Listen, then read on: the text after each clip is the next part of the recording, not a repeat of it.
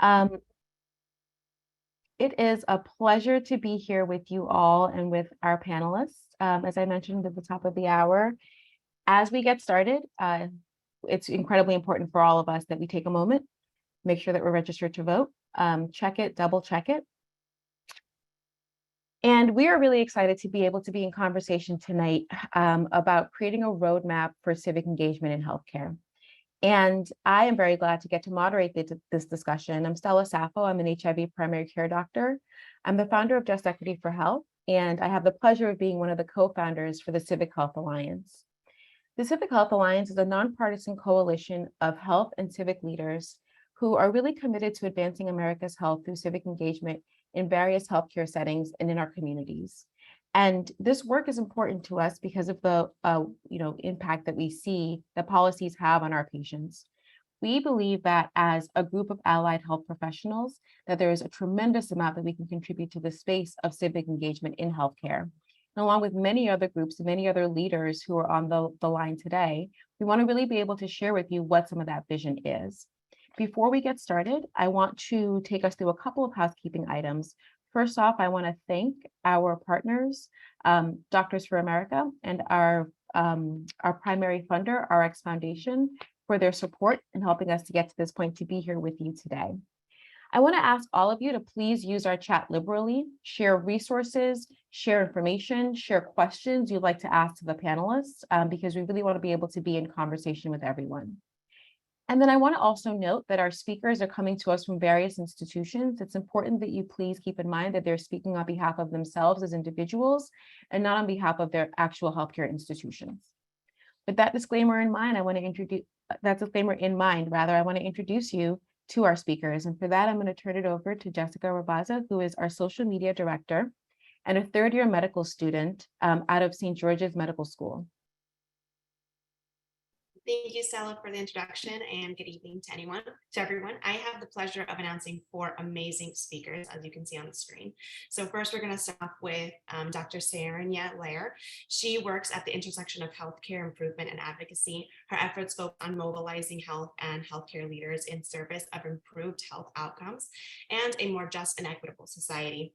Saranya serves as the Chief Health Equity Officer at Teladoc Health, is faculty for the Institute for Healthcare Improvement, and is associate faculty for RNA Labs. She is also the co-founder of the Civic Health Alliance, a nonpartisan coalition of health and civic leaders advancing America's health through civic engagement in care settings and communities. Saranya also serves on the board of OCHAN as well as Willing Hands, a local nonprofit addressing hunger and food waste. Previously, Saranya served as Assistant Vice President and the inaugural Health Equity Officer at Common Spirit Health, and she also worked at the Nobel Peace Prize winning organization, Physicians for Human Rights. Next, we have Dr. Elizabeth Cohn. Dr. Cohn was named a 2016 Obama White House Champion for Change for her work at the intersection of civic engagement and health equity. She is the Rudin Professor and Associate Dean for Research at the Hunter University School of Nursing at City University of New York. Dr. Cohn is the founder of 2 organizations, the Nonpartisan Nurses Who Vote, which encourages nurses to register and vote through a lens of health, and also Conversations New York, with a mission to promote civic discourse and provide more and better public conversations in New York. Her current funding includes as the principal investigator for Ignite, an NIH-funded initiative to improve the health of underserved communities in New York City. She's also the author of Elsevier Cardiology Text, Flippancy ECG, now in its 4th edition. Early in the pandemic, she staffed a nurse-led vaccine center, and she is a regular election worker in her home district. Next, we have Dr. Gabriel Basslet. He is an associate professor of clinical medicine at the Department of Pulmonary, Critical Care, Sleep, and Occupational Medicine, and is the assistant dean for faculty affairs and professional development at Indiana University School of Medicine. He is also the fellowship director for the Pulmonary and Critical Care Medicine. He sees patients in the ICU at University and Eskenazi hospitals, and in his neuromuscular pulmonary disease clinic in Indianapolis, Indiana. Dr. Basslet started the Hoosier COVID update page on Facebook in March of 2020 to help inform those around Indiana about the coronavirus and its effects on the state, and has written well over 100,000 words there talking about the pandemic. He's active on both Twitter and Facebook, and is one of the founding members of the Good Trouble Coalition, a grassroots coalition of the Hoosier healthcare and public health stakeholders who collaborate to educate, empower, and facilitate political advocacy to improve life in Indiana in the areas of patient-centered care, public health, and social justice. Gabriel lives with his wife and 4 kids and enjoys running, reading, and hanging out with his family. And last but not least, we have Dr. Robin Reister. She is the program director of the primary care track of the Dell Med Internal Medicine Residency Program. Prior to coming to Dell, she was a clinical educator at Beth Israel Mount Sinai, and she did her residency training at Montefiore in the primary care and social medicine program. In her role as program director, she has worked to incorporate social determinants of health and advocacy into resident training. She has years of experience in the evaluation of survivors of torture that are seeking asylum in the United States and continues to train faculty and residents in forensic evaluations. Since 2020, she's partnered with Civic Health Alliance, previously Health, to encourage voter registration and medical settings throughout Austin. Thank you so much, Jessica. So we have spent time with each of our panelists really trying to understand this question and having them really craft for us to begin our discussion. This question around how have you demonstrated the importance of some form of civic engagement in your own healthcare journey? And so we're going to have each of our panelists spend a few moments just sharing a little bit about what brought them to this place of using civic engagement in their healthcare work, with the hope that we'll be able to then have a discussion that'll demonstrate for others that are listening what's possible for all of us. To begin, I'm going to go ahead and turn it over to Dr. Lair. Thank you so much, Stella. And it's such a pleasure to be with you all today. So a bit about what's led me and my journey in the realm of civic engagement. So between college and medical school, which for me was about 20 years ago, so a while there, I worked at Physicians for Human Rights. And my work in those 3 years between college and medical school was entirely about bringing health professionals and policymakers closer together so that as policymakers were making and enacting and enforcing policies around health, they were doing so with being informed with those who were most proximate to healthcare.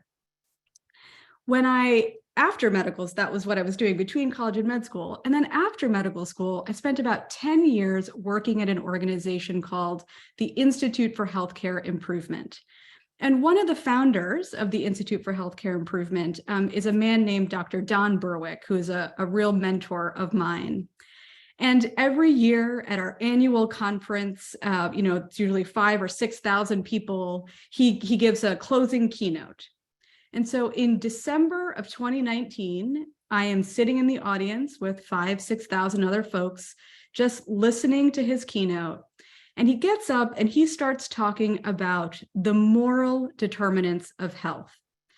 And if you go to the next slide, please, Stella, where he starts to encourage us as those of us in the healing professions to become more civically engaged and to really advocate for the conditions that we know will improve the health and well-being of our patients, our communities, and our society at large.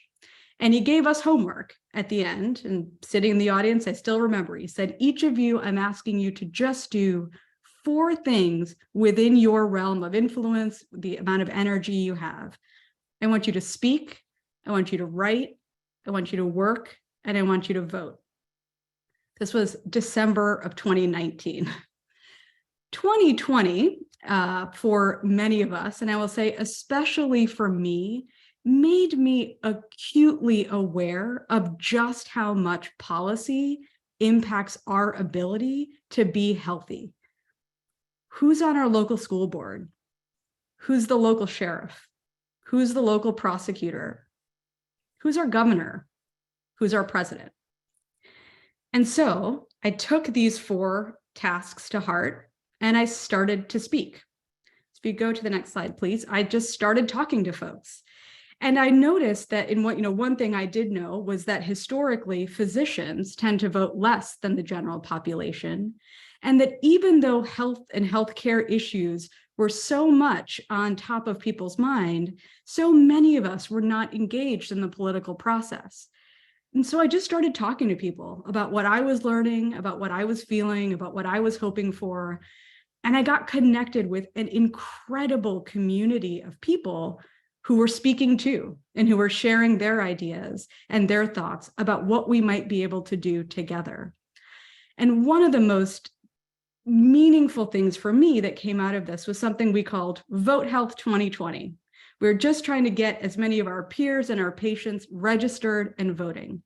We spoke and connected with one another on social media. One of the things I love the most is just how creative we got. So one of the slides there you might see is someone at a dentist chair getting a teeth cleaning, and there's on their screen it says brush, floss, and vote, and it has the QR code. So talk about a captive audience. But one of the dentists said, I really want to get this out in my community. Another really important thing was we got connected with two folks I had never even met, a hospitalist in New York called Dr. Satcher and a hospitalist in California called Dr. Mark Shapiro. And they said, you know what, let's take this on the road. Let's go to every morning report, grand rounds, anyone who's interested, let's speak to them. Let's do 3 minutes, one slide, and just encourage them to vote and talk about the importance of voting. So 2020 was about speaking to our peers and our patients and getting people to vote. If you can go to the next slide, Stella. While that was really focused on individuals, as we moved beyond 2020, we began to realize and sort of understand the importance of institutions. So not only the work of individual healthcare providers and students, but what are the roles and obligations and opportunity of healthcare delivery organizations in addressing civic engagement? And so what we did is we got together with a number of health and civic leaders across the country, and we co-created what we're calling the Civic Health Compact, which was just released a few days ago. And what it does is it provides healthcare delivery organizations with a systematic approach to optimizing civic engagement amongst their staff, their patients, and their communities. It's about the policies and practices that are in place to optimize their right to vote and voting and making it easy to vote. It's thinking about what it looks like to really show up and empower communities to have their voices heard in decision-making. And it's about taking the power and the role of healthcare in advocacy and lobbying and really using that to promote policies and practices that advance health. We moved from writing to working, and working is really the work of the Civic Health Alliance on the next slide, which is an organization that I am privileged to be a co-founder. We are excited to contribute to, amplify, and celebrate this growing movement through a couple of different ways. Curating really promising practices, making it easy as possible for folks to be engaged.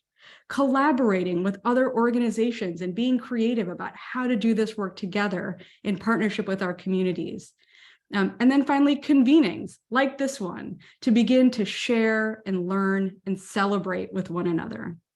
So that's part of the work that I do. And then the final homework, which I'll end with, which I can't ever end a conversation, is just vote. And so I make sure to vote in every single election. I make sure to tell everyone I know, talk to everyone about voting, and to make sure that people can vote safely and have their voices heard. So thanks so much for the opportunity to share a bit of my story. Thank you so much, Dr. Lair. That was incredible. We are turning it over to Dr. Liz Cohn, who's going to tell us a little bit about her work with Nurses Who Vote.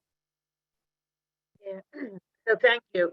That's a hard act to follow. Can you all hear me? So yes, we can hear you. Great. That's great. And I don't know, can people see me as well? Yes. Oh, terrific. Well, thank you. So I'm going to share a little bit of the story of Nurses Who Vote.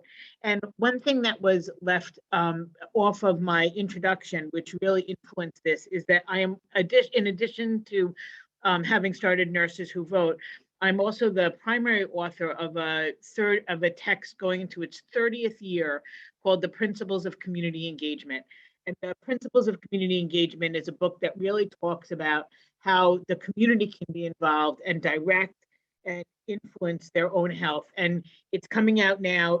It comes out every decade, and it's coming out now in this decade, talking about how civic engagement and indeed investing in our communities with our communities can improve health.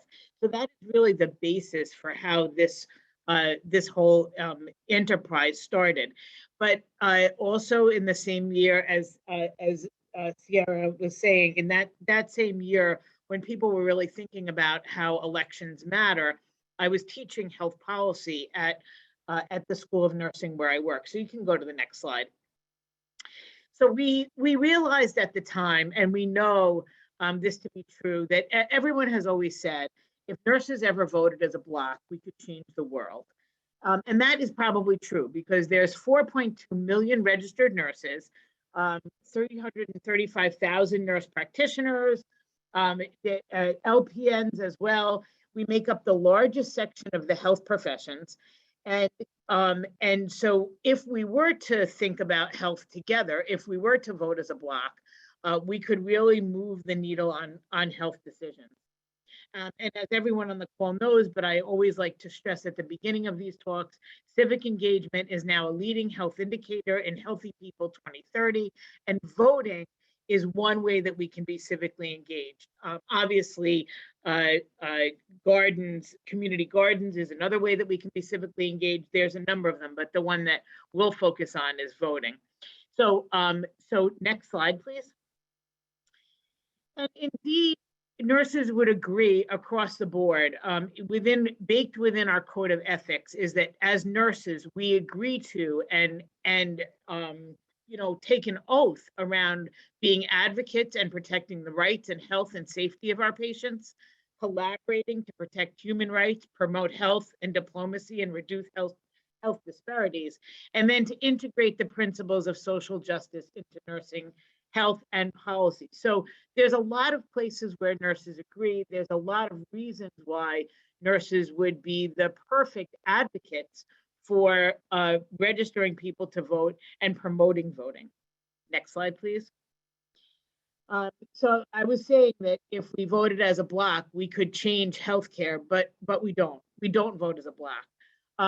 About 34% of nurses in 2019, from a study that was done by the Nursing Honor Society, actually, Sigma Theta Tau, about 34% of nurses voted Democrat, 38% were independent, and 29% were Republican.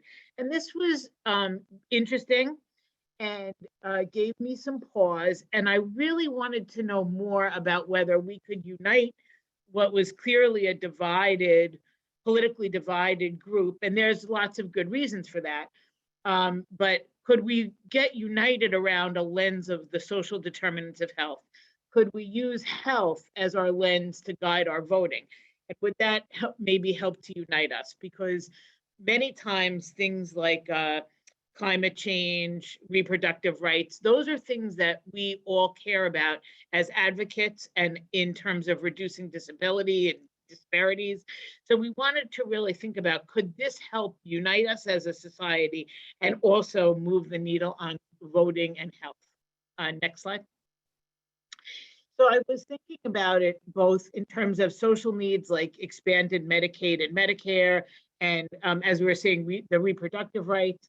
I think about it in terms of the social determinants of health, as we were just saying, who is elected, who's representing us, who's our governor, what are our mitigation strategies, and then the upstream systemic causes. What are some of the policies that may lead to better health or lead to worse health? And how can we use this united lens to come together around these?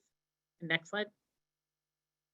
So we started back in 2018, thinking about the way that we could bring nurses together for this purpose. So you can see a group of my students just on September 11th of this year, working at the historic Abyssinian Baptist Church in Harlem, registering people to vote, and also taking their blood pressure and providing hand sanitizer and Band-Aids and kits, because we really wanted to drive home the fact that just like your blood pressure, voting is a way that you can contribute to your own health. We widely use the badges provided by Voter ER, which we absolutely love. Indeed, the event photographer took a badge, and as she was taking people's pictures, she was also saying, "I'm taking your picture for the event, and are you registered to vote? You can check your registration here." So we love that. We love getting into the hands of professionals, but also as you're going around, please check with your friends and neighbors and the people that you are affiliated with. Next slide. And then we developed something called Chalk the Vote, based a little bit on the campaign around having parents quit smoking. We thought that if we gave out chalk, which was on the table that you just saw, with a sticker on it that said on September 20th, so this was September 11th, we said on September 20th, please remind everyone in your family that's voter registration day. Please remind people to register, to make sure that they're registered and make sure that they vote. And we gave it to kids and asked them to send us pictures of chalking in the schoolyards, which they had done, of which this is one of them. So we're a little, it was just a fun activity to say, like, how can we remind parents to please register and vote? And maybe their kids is one way that we can also remind them. We did in-school voter registration, obviously. And then I was prompted by a number of the protests that I had gone to over the summer that there should be voter registration at every protest. So we have a little vote mobile that can meet you at your small protest and register people to vote on site. So if it's around gun violence or reproductive rights, we'll register people there at your site. Next slide. And so we have a 2-session plug and play curriculum for nursing health policy courses.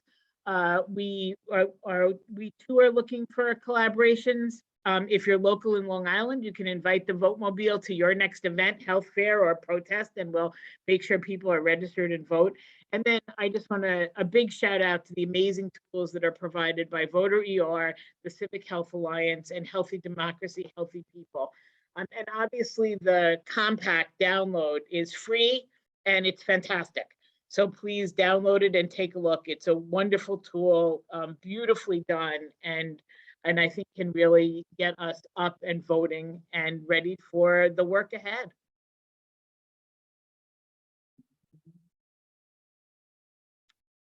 This is just my contact information and another shout out to the Civic Health Alliance. So thank you very, very much. And I look forward to the rest of the presentation. Thank you so much. I think one of the things that really shines through is just like the organic creativity with the Vote Mobile and other things that you guys have pulled together. Thank you for sharing all of that with us. We're going to go ahead and turn it over to Dr. Reister. Thank you. Yeah, these are all such tough acts to follow. That's such cool work that both of y'all have done. Well, hello, I'm Robin Reister. I'm a primary care doctor in Austin, Texas, and I'm also the program director of the primary care track of the internal medicine residency program at the Dell Medical School, part of University of Texas at Austin. And I'm going to tell you about what we've done here, more on a local level than I think some of the other speakers, to improve civic engagement in our medical community and maybe give you guys some ideas of things you can do as well. Next slide. So a little bit about me. I grew up in Texas. I did my residency training in New York City, and I stayed in New York and worked as an academic primary care doctor for 5 years. And moved to Austin in 2019. And part of the reason we decided to move to Texas was we felt that Texas had a lot of work to be done in terms of advocacy, and also seemed to be on the brink of change in 2019. And so my wife and I decided to move to Austin, and I also was hoping that I could bring a lot of what I learned in New York to medical education to the program I lead here. So just thinking in general as an academic primary care physician interested in advocacy, what things can you do? I got in touch with a lot of other people interested in advocacy and health equity. Here's a picture of us and our white coats for Black Lives event in 2020. I've continued to do asylum evaluations, forensic evaluations of people seeking asylum, and continue to teach that and do those in Texas. And in my own, in our own primary care track, try to really incorporate advocacy, health policy, and social determinants of health into the curriculum. But with all of these things, ultimately, so much of what is affecting our patients in our community in Texas has to do with our elected officials and our policy. So then sort of, especially leading up to the election, asking what can I do to help elect officials and change policy for the health and rights of our patients and community. So what I'd done before, going to protests, block walks, making calls. Here's a picture of my wife and I doing some block walking in Austin. But then from an old friend, I learned about Vote Health, which is now Civic Health Alliance, and learned a lot more with other organizations and what other people have done, and how it's actually encouraged to utilize healthcare facilities to register voters. You can see in this picture on the bottom right, Texas is one of 8 states that does not have online voter registration. And that makes it much more difficult to register voters, and I won't get into all the politics of voter registration in Texas, but it is complicated. Next slide. So what did we do? So starting in 2020, we made efforts to improve voter registration in our community using our roles in healthcare. So first learned about what other people were doing and partnered with Civic Health Alliance. They provided us with these great flyers and QR codes. Next up, we received buy-in from our leadership at our academic facility. You always want to start with that. And luckily, the rest of the leadership was very enthusiastic. Then learning more about voter registration in Texas, talking to more people in my community, I was able to get in touch with people at the Travis County Tax Office. That's who actually runs voter registration in Austin.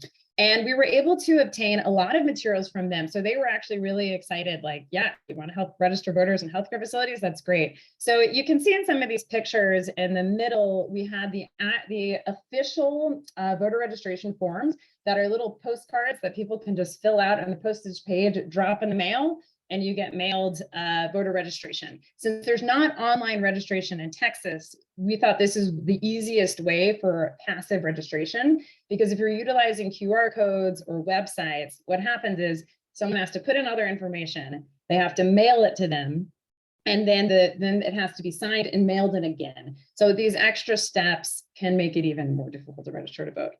So we've been able to set up passive voter registration displays at 6 different healthcare facilities, hospitals, and clinics in our network. And you can see some pictures that combine both materials from the Civic Health Alliance, and also these are official Travis County tax office posters. And then our other goal was to get the residency program involved. So we involved residents, chief residents. Here's some pictures of our chiefs and our residents, and also faculty to get champions at the different sites to work on actually getting the materials and getting everything done. And we developed a goal that 100% of our internal medicine residents are registered to vote by constantly encouraging them, putting up flyers in the workrooms, reminders at weekly house staff meetings. And also VDR, one thing I did this year, I became an official volunteer deputy registrar, which means that this is actually the easiest way to register voters. So I can register a voter personally and give them a receipt. So if anything goes wrong, they have that receipt, they officially can vote. And we can do that easily right up until the day of voter registration. So my plan is, if any residents have not registered to vote, I will personally go to them and register them before the deadline. Next slide. Oh, and I want to add one more thing. You can keep it on this slide. But in 2020, the Travis County Tax Office boasted that 97% of Travis County was registered to vote, which of course is not all our doing, but I like to think that we helped contribute to that effort. So some challenges and lessons learned, and I'll wrap up. So it was not always that easy. There was a lot of often hesitation and fear and pushback from not my personal leadership, but from the people we had to get permission from. One direct quote I got was, "They feel the risks are too many in our current political climate," which that one really stung me, because to think that the vitriol and aggression around our politics is directly leading to suppressing efforts to register to vote. To experience that myself really hurt me. Anyway, I've gotten some flat no's with just no reason given. So that can also be frustrating. But one of the challenges is a time commitment. We're all volunteering to do this. Of course, in academics, you don't get extra time just because you want it. And also a lot of the people working within the tax office are volunteers. I have to work on my patients if people don't email me back for a few days. So that's a challenge. And lessons learned, it does take time. So having done this now for 2 years, we have these relationships. We know who to ask permission from. And even one of the places that said flat no said, let's keep talking next year. I think we can probably get it done next year. And think local. So I think one big lesson for me was it's great to have materials, but you have to find out your own state and even county rules and how to register voters. And partner. So many people get excited about this, and there maybe it's just no one's doing it where you are, and you can easily do it. Find enthusiastic champions to work with and have fun. Here's a picture of Anu and I, who I think is in the chat. She was our chief resident, now she's faculty. And here's just one of the displays we did this year. And it always feels like we're doing something sneaky and wrong, even though we have permission, but it's so much fun to go in and set these up. So thank you so much. Thank you so much, Dr. Reister. I feel like I want to come down to Texas and set this up with you. It seems exactly as you've said, you've made it seem very fun. I want to turn to our last panelist, Dr. Basslet. Oh, great. Thank you. Still, it's so nice to be here. So I'm going to talk a little bit about my journey into health advocacy, which honestly is relatively new. Before the pandemic, had you told me that I would be doing some of the things I'm doing today, I would have told you that you're crazy. But as the pandemic was bearing down on us, go ahead to the next slide. In January of 2020, my wife, Sarah, of 22 years, was diagnosed with breast cancer. A week after her mom was diagnosed, which was awful, and was told that she would have to undergo chemotherapy and have a bilateral mastectomy, sort of at the same time that everything was hitting the fan with COVID. So, you know, it was a relative double whammy. And the hard part, I mean, gosh, it was terrible having Sarah have to suffer through that with cancer. But, you know, there was a moment at which Sarah told me, and within days, my division chief told me, hey, you're not going to go into the ICU 2 weeks from now. Because you can't bring this home, because Sarah was on chemotherapy. She was on chemotherapy from the beginning of February through sometime in May. So I missed what at that time I considered to be, you remember, 2 weeks to bend the curve, that turned into 2 years to bend the curve. You know, I missed what I thought was probably the pandemic. And so I was eternally grateful for, don't get me wrong, but I had a lot of shame wrapped up in the fact that others were sort of going in my stead. That led to me having to figure out how to fill this time and get rid of this anxiety, which normally would be relieved with going into the intensive care unit and caring for patients. And before I sort of go on and tell you how I did that, Sarah's doing great. She's cancer-free. Surgeries are done. Thank goodness. Hopefully it's behind us forever. We'll see. So you can go to the next slide. So, so what I did was, as the pandemic was bearing down on us, I looked around and realized a lot of people didn't understand what was happening.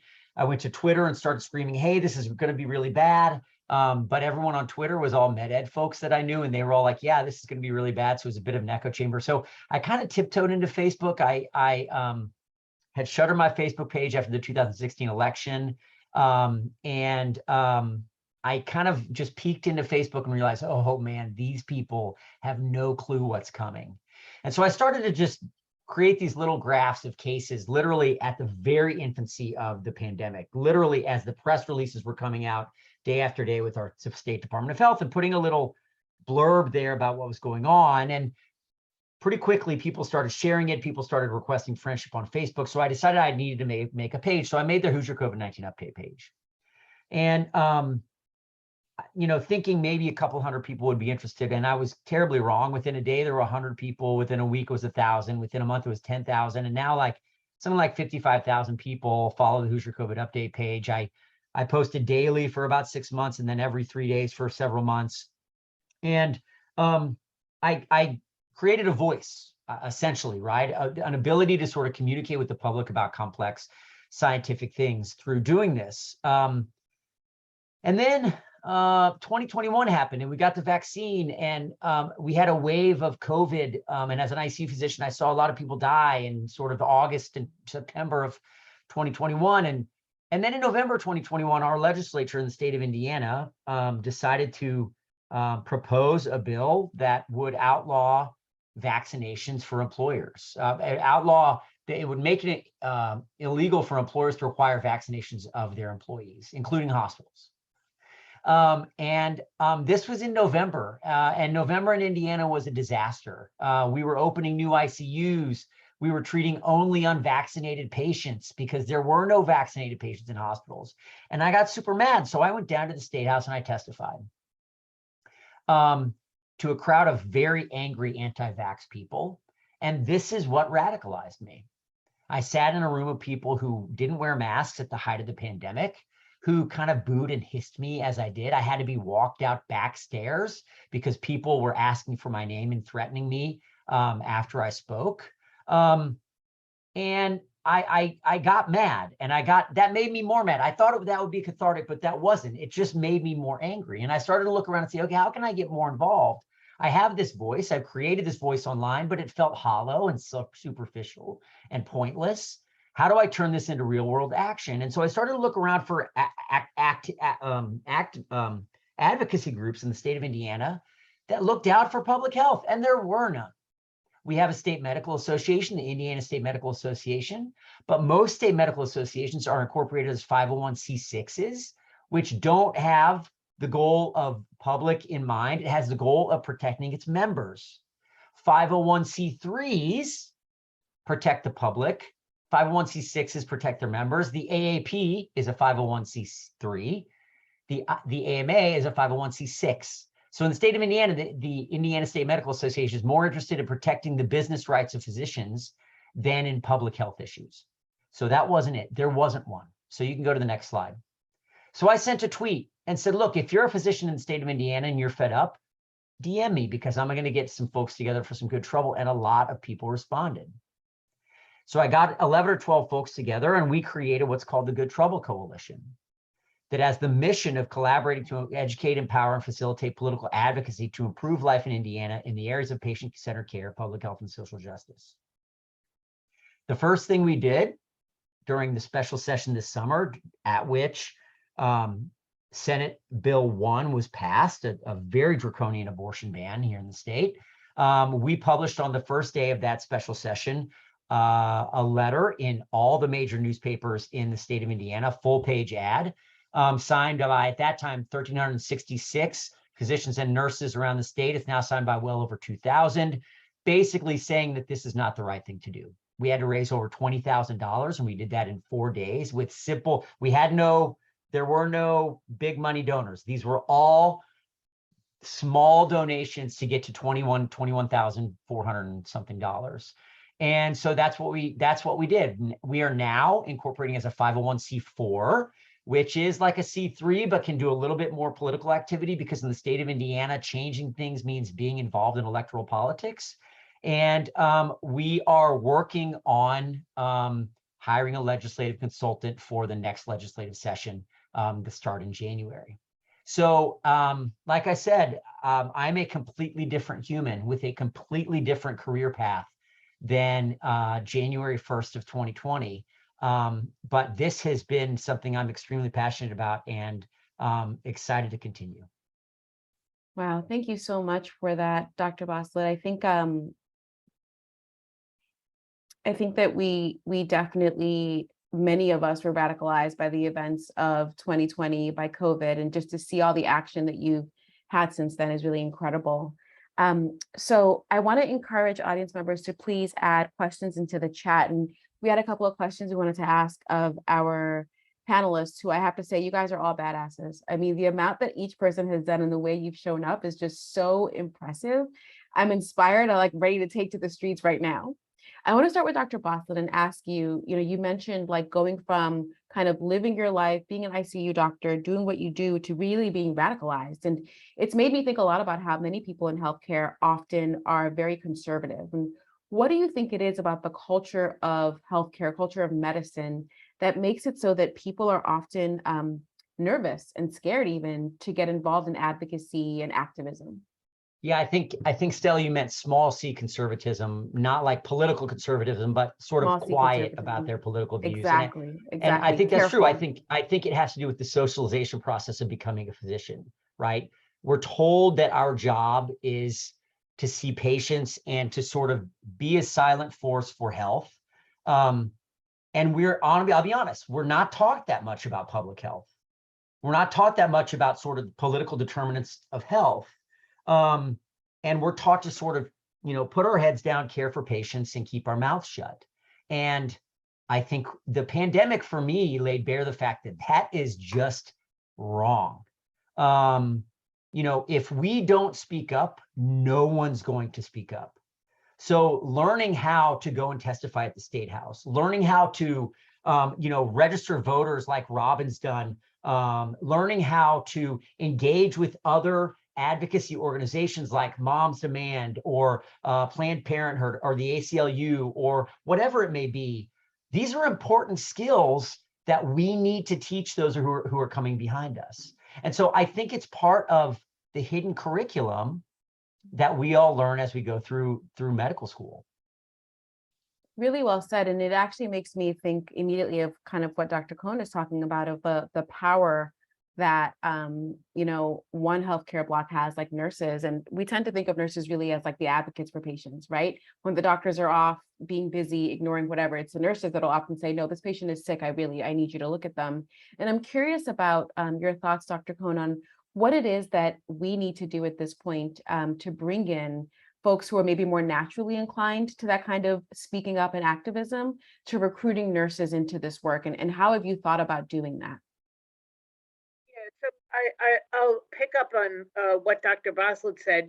First we have a 2-session plug and play curriculum, because you're right, the hidden curriculum, the actual curriculum and the hidden curriculum don't contain enough about the power of voting. We do approach it through the this is a healthy people indicator. It's civic engagement. Voting is one way that we can do it. This is what can keep communities healthier.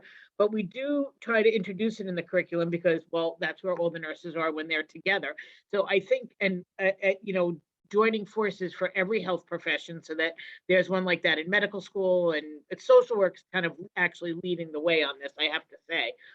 So hats off to the social workers.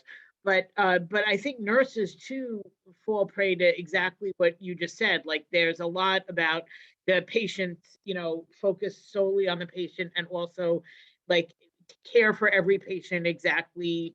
The drunk driver and the victim, right? Everybody care for everyone without attaching an emotion. And of course, we should do that. But this lens of health still remains for me, a way that we can be united, that we can be advocates for our patients in a larger way than just at the bedside.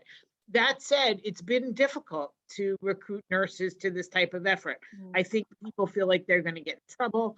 I think they feel like it's really not their job. When would I have such a discussion? Where does it belong in the in the nurses interaction? And there are some nurses at Northwell Health who are answering that question. It belongs in the interaction in every possible place.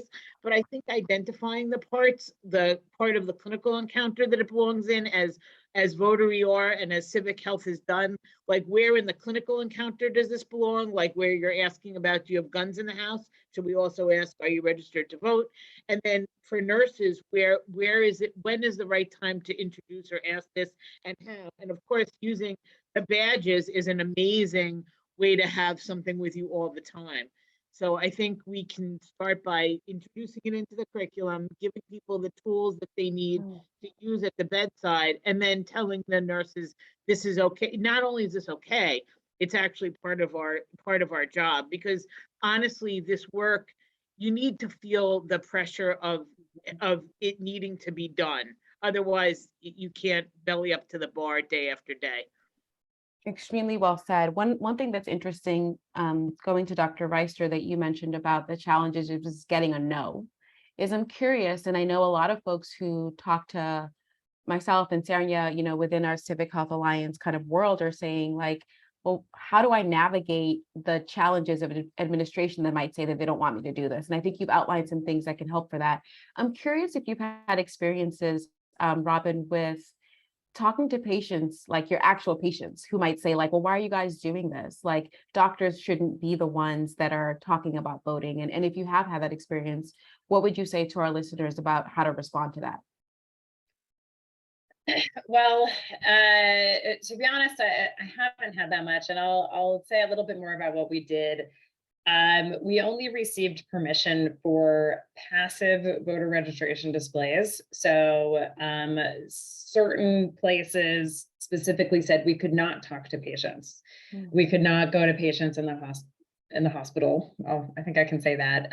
In particular, where I think that would have been really powerful, especially people that might be hospitalized during the voter registration period, or during an election. And part of that was with this just general fear of anyone being political. And I think what I've encountered in Texas is a lot of people that might be of the same political mind as me, but are so afraid. They've been in Texas so long, they're just so afraid of causing any conflict or any controversy. So I am hoping that we can move to a more active type of voter registration and with building these relationships. Although one of the places that allowed us to do a display in 2020 this year was the one who said flat no. First they said yes, and then we said, okay, we're going to go set it up. And then they came back and said, oh, actually, we have to ask these lawyers. And then after a week of every day me saying, can we do it now? Can we do it now? They said, oh, no, we can't do it. And I never got any reason, except subsequently they're now saying maybe next year. But it's really frustrating, especially not getting those answers. So sadly, I can't say much about my interaction with patients because the same is the case of where I personally see patients. I was told absolutely not, that we can't talk to them. I will offer one thing that I know Robin and I have talked about in navigating administration's kind of reluctance is providing the legal support, which we have those resources on the Civic Health Alliance website that says that medical facilities, especially those that are recipient of Medicaid dollars, should actually be absolutely using nonpartisan voter registration booths and other things to engage their patient populations. And so for those who are listening and thinking like, how can I do this? There is legislation that really does support your rights to be able to be in this space. And speaking of resources, Dr. Lair, I'm going to come to you. It sounds like you're about to say something, so just follow up on that if there's anything else you'd add. But we would love to hear a little bit more about the compact itself as a resource, because I think everyone has touched upon, this is a real open space where people are figuring it out as they're going. People are, just kind of like making it up and hoping for the best, right? And so the compact, I think, really provides for us a blueprint of what we think institutions can do. So talk to us a little bit about what that is and for folks to be able to kind of understand it as they download it and use it. Thanks. That's exactly it. That's the reason why we created the compact, because there were so many individual healthcare leaders and students who we're all trying to navigate this in our own clinics, in our own hospitals, in our own institutions. And as we were sharing and learning with one another, it was, I heard this and I got pushback from legal. What did you do? I got pushback here. What did you do? And as we got all of those sort of things together, we realized, how do we take the shared learning and understanding, and how do we help healthcare leaders see that this is something that you can and should do as a system? And, we've got Lizette here from Alta, we call on Lizette a lot. We could have had her as a panelist for sure. There are so many incredible healthcare organizations out there who so fully show up in this space, UltiMed being one of them. We wanted to help people understand what is possible, what is your present, and how do you get to that better state.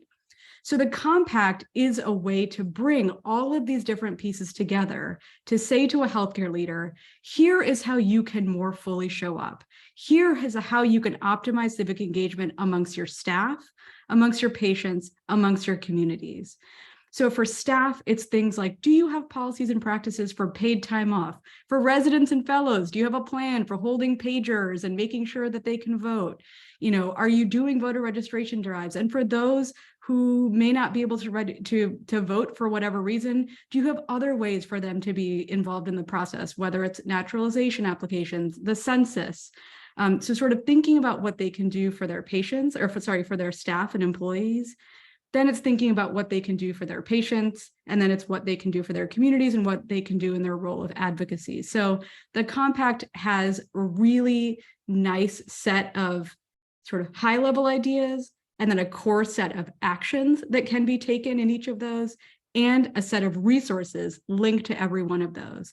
One of the common things we heard, as we just talked about, was, oh, I think legally we can't do this, and we don't want it to be political. And I already went into my diatribe in the chat about there's nothing wrong with being, there's a difference between political and partisan, and we can't just let people, draw the four corners of the argument for us, and we have, sort of say we can't be political. I reject that notion. But we have a number of resources around, if you're getting pushback that it's not, as a 501c3, you can't do that. Here's a tool, we have 3 tools and resources for folks, actually. It's something from the Civic Health Alliance. The AHA puts out legal guidance every year. They just put something out a couple weeks ago, like from what seems like a very fancy law firm, but like legal guidance on how you can and should actually do voter registration in your organization. So equipping people with those tools and resources is one of many reasons why we wanted to create the compact. So individuals could feel empowered, and that institutions could feel empowered to do this work. Fantastic. So it takes away the excuse of we don't know what to do, right? It's like a blueprint and there's resources attached to it. If anyone can take this question from Lizette about a major challenge that we face for voter registration is getting over the challenge of asking someone if they're a citizen or not, just to know if they qualify to register. Any thoughts on being able to address that?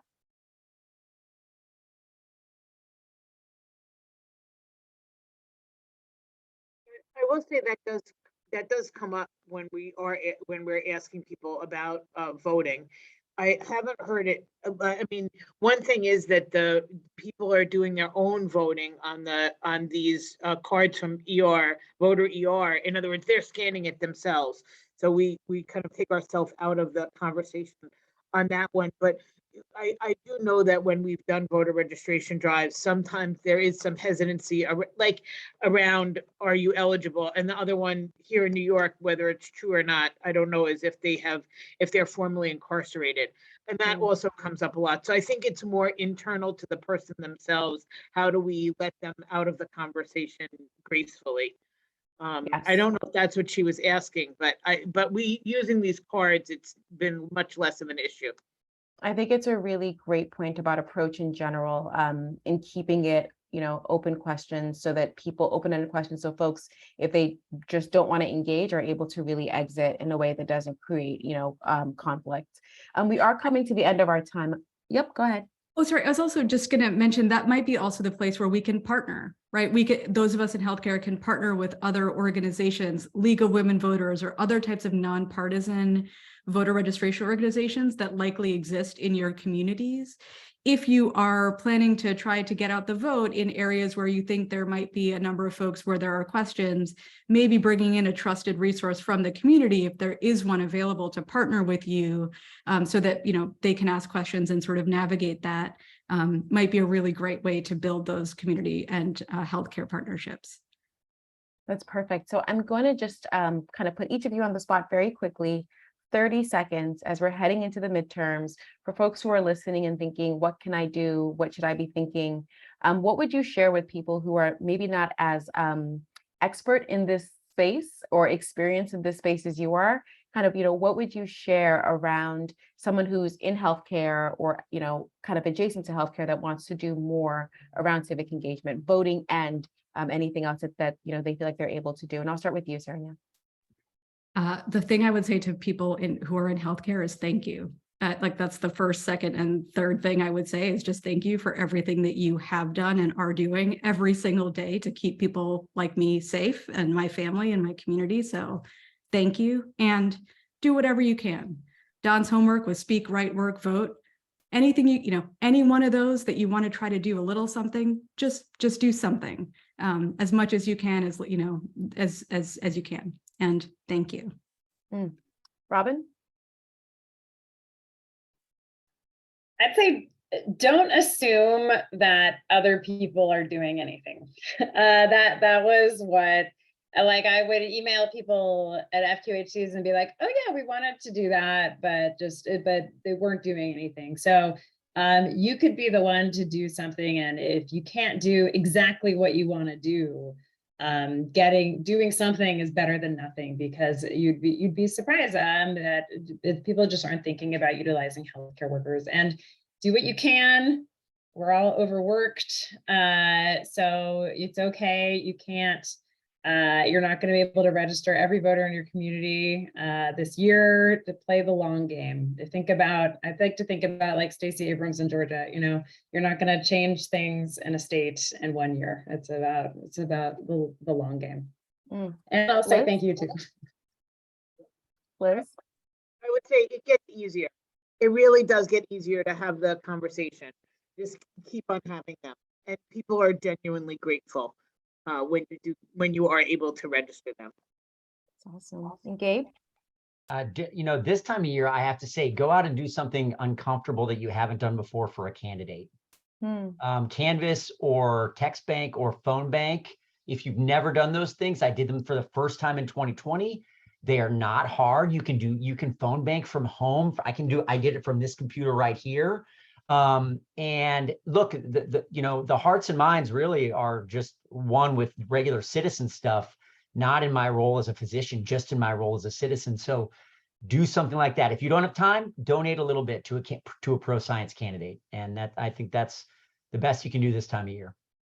Fantastic. With that in mind, if you're looking at your screen, you should be able to see our feedback survey. If you want to quickly capture that and fill it out, we'd love to hear what else you want us to cover and your feedback on this.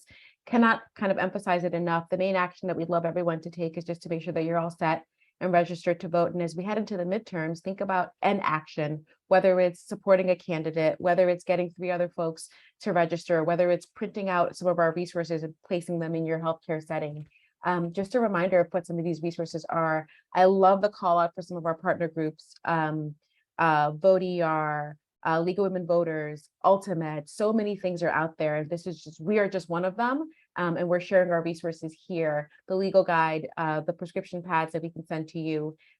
We made sure that we can have these in many different languages. Shout out to our social media lead, Jessica, for making this happen. So get in touch with us. We will send these to you happily. Stay connected on social media so we can continue to update you on the different initiatives that we have. And last but not least, we just want to say a big thank you to everyone for joining us. As we've all emphasized, this is the beginning of many conversations, we hope. And so we hope to be back here to be able to just keep speaking with you all. And thank you for being here. And we just wish you the best as we head out into the midterm election season. All right, y'all, take care. Thanks, everyone. Thank you for coming. Thank you for the opportunity.